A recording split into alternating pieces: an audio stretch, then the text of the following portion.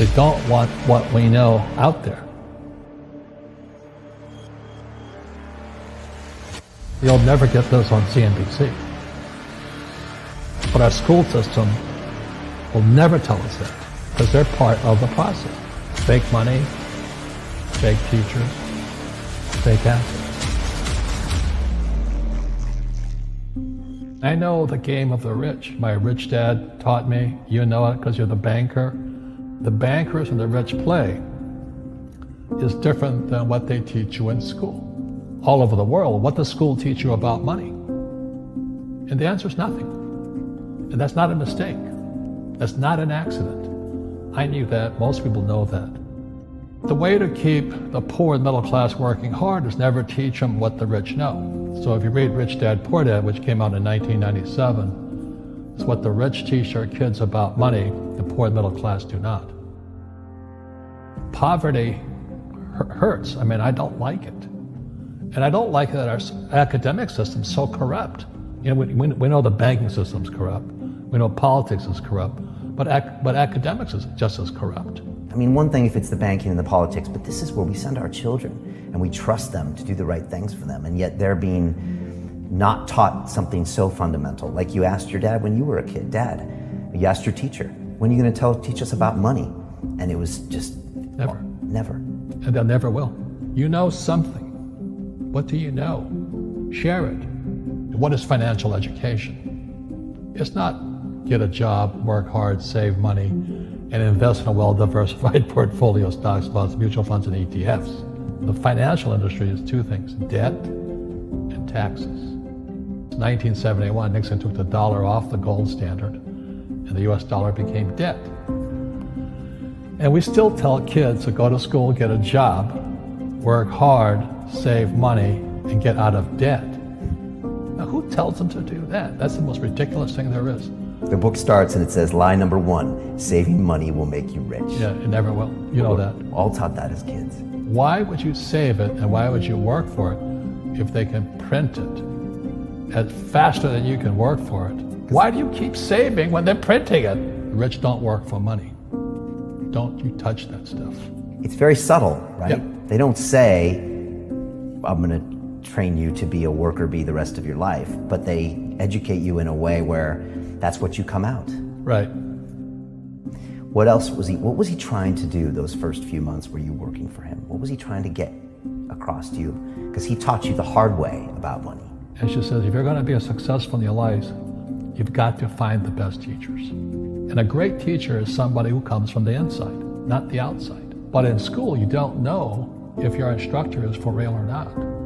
That's where the fake teacher comes from. I said, I want you to teach me about money. So why should I teach you? He said, but if I teach you, you work for me for free.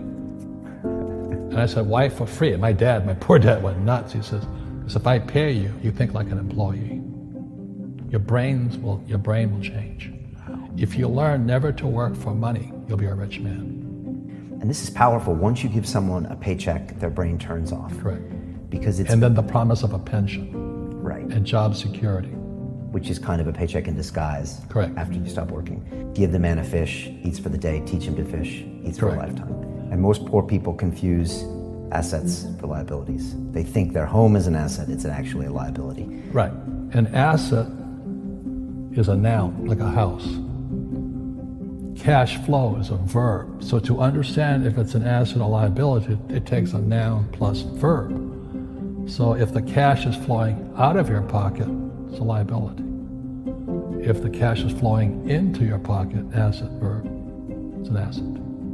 So I own 7,000 rental properties. Those are assets. Every month, the cash flows in. Whereas many people have the big house on the hill and the cash is flowing out. Right. And they're going broke. Right, it's like a frame of mind. The other thing the poor don't understand is the number one expense for most people is taxes. And yet we don't even see it. Isn't that weird? You walk around and you look at the paycheck and say, that doesn't seem right, and you don't realize that the government's got a huge hand in your pocket and you are doing nothing to minimize that. Again, this is what's very different about the rich and the poor. The rich don't work for money. His number one expense is tax. See, there's three kinds of income: earned, portfolio, passive. So earned income is if I get a job, that's earned income. If I'm a doctor or a programmer, that's earned income because I'm working for it. If I buy, let's say, Apple for $10 and I sell it for $20, that's portfolio income, capital gains. Yeah. But passive income, which is cash flow, is never taxed. And so these guys are screaming right now in America, tax the rich. I said, good luck. Because most of the guys complaining, they don't know there's three kinds of income. And the rich don't have jobs anyway. They have assets. And so the average schmo out there, poor guy, sent the kid to school. They don't learn this. You see, very few people will buy what I do, make $1 million and pay zero tax. And my rich dad taught me that playing Monopoly. That's how it started. 4 greenhouses, 1 red hotel. Or the McDonald's formula. I write about it here. McDonald's, Ray Kroc. Yeah. McDonald's is in the real estate business. So they sell hamburgers, but they buy real estate, so they pay no taxes. This guy Bezos, he's $16 billion. How much tax did they pay on that $16 billion? Zero. And that's all legal. Anyone can do it. Everybody can do it. But most people lack the education. So once you learn how to use debt as money, you can never say, I can't afford it. You see, because the banks will give you, so the banks, after the crash of 2008, the banks gave me $300 million tax-free. When I asked the average guy, I said, why don't you use debt? They can't even get a loan because their scores, their FICO scores, I don't even have them here, are so bad. The school teachers will never tell you that because they don't know it. My poor dad never knew that. You don't know if something is an asset or a liability until you can say which way the cash flows. So a house, is it an asset or liability? Well, if it's taking money from your pocket, it's liability. If it's putting money in your pocket, it's an asset. The U.S. government wants me to provide housing, wants me to provide jobs, wants me to borrow money because that's how money is created through debt. I get huge tax breaks. Everybody can do the same thing if they had the financial education to do it. If people understood the tax code, we'd be more prosperous. But can poverty be passed through genetically? Yes. Because it's some type of way of thinking. It's an attitude. An attitude. It's very simple. When people ask me, how do I stop it? I just say, never say, I can't afford it. Ask yourself, how can I? The reason I have so much money is because I don't say I can't do it. I just go, how can I do it? And I just go and do it. I make a lot of mistakes, but that's how I learn. How can I? The poor people, like my poor dad, always said, I can't afford it. Do you think I'm made of money? I'm a school teacher. I can't do that. And I picked that up. And my rich dad never said those words. So when I meet poor people, they use the words I can't a lot. So the people that say, I can't afford it, I can't do this, I can't get to college, the rich are evil, I choose not to participate in that. And that's one thing people could change today. Correct. Right now is that dialogue in their head. Stop saying the word can't. I can't. Right. So how can I? How can I? Especially as in, I can't afford it, how can I afford that? Right. Because that opens them up to looking at it as an investment to a greater future. Right. When I borrowed $300 million, I couldn't do it until I went to ask. And I got turned down so many times. I said, and every time I showed the banker my financials and he'd go, sorry. I said, look, do me a favor. Why did you turn me down? And he'd tell me, this is out, the numbers are out here. So if I get these numbers fixed, can I come see you again? He goes, sure. So it's called rejection. Same as my wife rejected me for 6 months.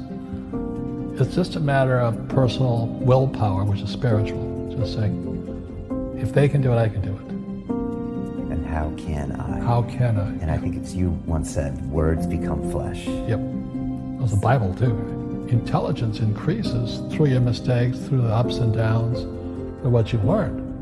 Real estate's real estate, but what I learned made me richer, not the money. You don't need money to make money. I think all of us, every human being has that low point in their life. And if they get the message, a new life begins. If they don't get the message, they keep going down. The richer I got was because I didn't need any money. I could use this to make money. But how did I get there? Is I made a lot of mistakes. people are afraid of making mistakes and all this, fear of failing, it limits them. Nice, so very nice. So many people trapped in the same device.